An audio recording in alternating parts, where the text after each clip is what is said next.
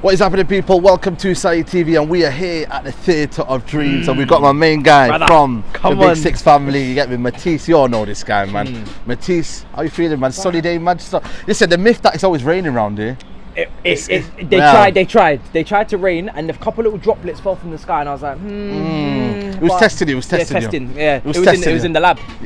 Well, that lab was very, very bad. You know what I mean? We've been banned from that for about a few months now. So listen, people, it is what it is. But here, people, we're going to talk about the team of the season. It's been a long, grueling season, Matisse, man. I feel like I don't even remember when Ronaldo left. I feel like, you know, when that that Conte handshake, bro. Yes. It's same season. Same season, bro. It doesn't feel like it's crazy, isn't it, when you think about it, man? So for me, I'm just kind of like almost like relieved it's finally over. But we're gonna go through the team of the season. Let's start with the keeper. What are you reckoning? Do you know what? I feel like somebody like a Nick Pope has to be mentioned, purely because Newcastle have obviously had an incredible season defensively. Great shot stopper.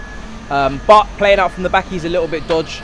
Maybe Ramsdale as well, for some of the big saves he's pulled off. That's true. He signed a new contract. Yeah, that was a bit cringe, though, that contract, man. You know what is it with Arsenal contracts, man? Like before, it was that guy. Like a heart. You know man. Like, yo, I know you guys didn't like me when I first came in, but I feel now that we found our moment, and this is the time to sign a contract. We can find peace and harmony in between. Yeah. PR and no drive. Yeah. So I think he has to get a mention, because I've seen him. He's pulled off some massive saves.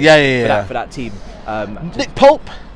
I mean, Newcastle, like I said, they got best defence. He's a great shot stopper. Him and, you know what, Pickford as well had a great game the other day. Pickford. But then I don't want to go over a goalkeeper that far down the league. Do you know what I mean? They're down there for a reason. You got Alisson, who's had a decent season as well. But then again, I don't think it's been Alisson. No, you know what I mean? Like, it's been Alisson, but it's not been Alisson. He's been Liverpool's best player for most of the year. Yeah. But that's a Liverpool on their knees. A Liverpool that's been really, really poor. I think Ramsdale. I think Ramsdale. Yeah, I think Ramsdale. I think when you're fighting for the title like that, and you got to pull off big saves in big moments, as we've seen from him quite a few times. Great sweeper keeper as well. Yeah. I know he's had a couple of mistakes recently in the running, but every goalkeeper's going to make mistakes. Exactly. We talk about Pope's made some mistakes. Yeah. So Okay, cool. Right back for me, I think there's one for me, and that's Kieran Trippier. I think he's been elite. He's been excellent. He's been consistent, and he's found his home now. Like, he's been obviously at Burnley, he's been at other clubs, Tottenham, Atletico Madrid, but I feel like now he's finally actually found his home. And you know what, they love him over there. He's come maybe towards the end of his career and whatnot, but still got a lot to kind of give at 32, 33. But he's captain.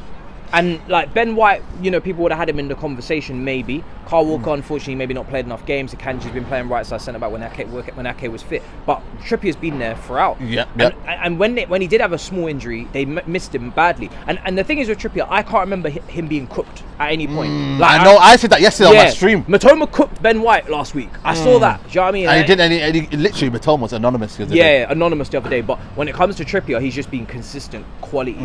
Going forward defensively, guys got a great set piece on him. I think that's fair. And again, like I said, Newcastle got a great defensive record, so they deserve to get their plaudits. Trippier outstanding. So that's Ramsdale, Trippier, centre back. Let's go as a 2. Okay.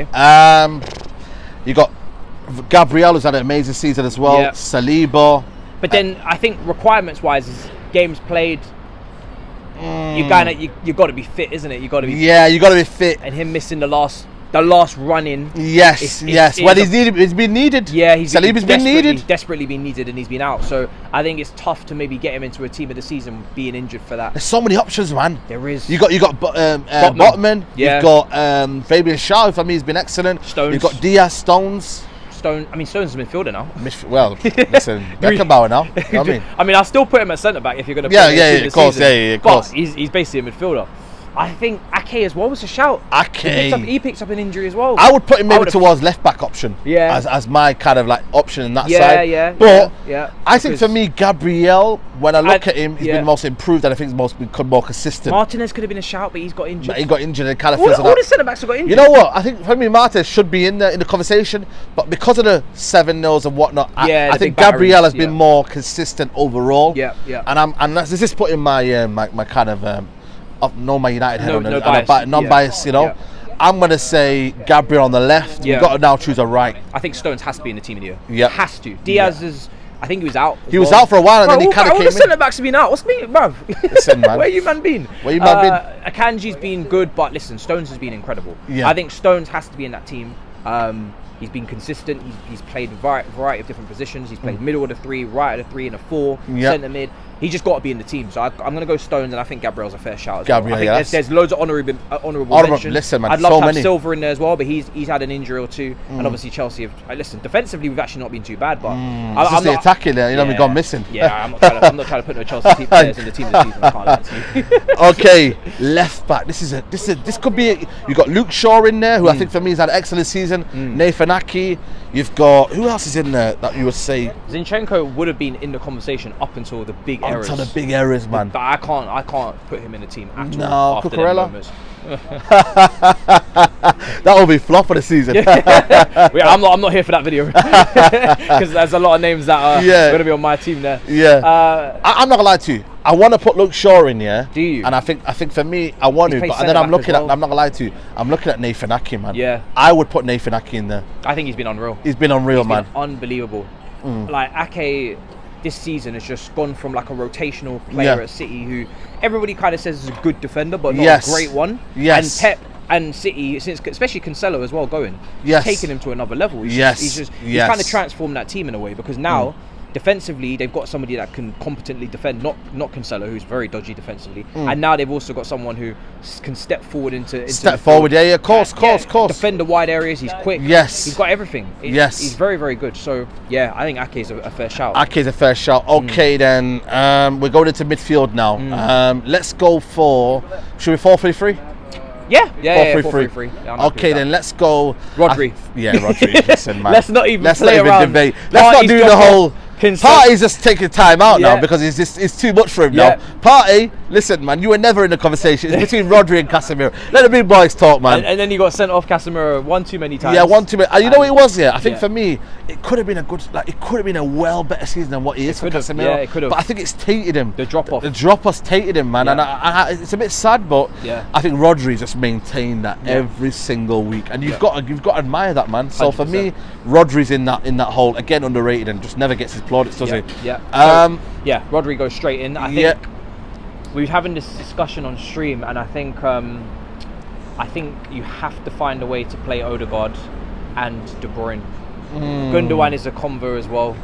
Gundogan has been in more of a late season kind of splurge. So. You know what I mean? I think for me, Gundogan, if he'd been probably consistent, talking about the before the World Cup. For the World Cup, he would have been in there. But I think Odegaard has been consistent.